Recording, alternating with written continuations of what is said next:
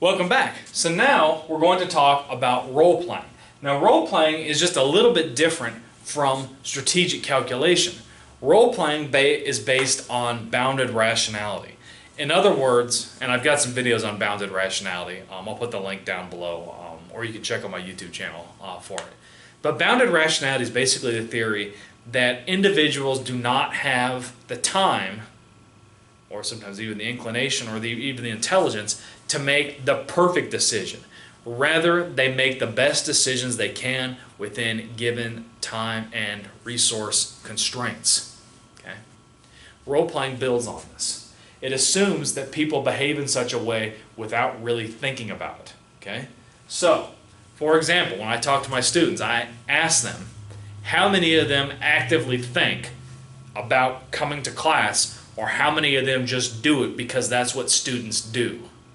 Most of them, as much as I'd like to think they love my class, most of them only come because it's part of their role of being a student. Okay? If you want to use an example from the Checkle article where he talks about the European Union,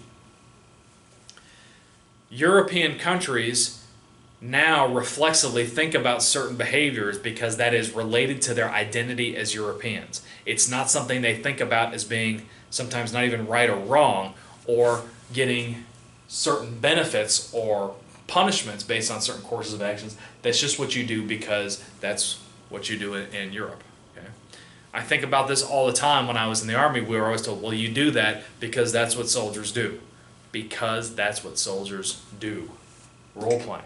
Or even if you're at work and you say, hey, why do you do things this way? I don't know. That's the way we do things around here. Also role-playing in action.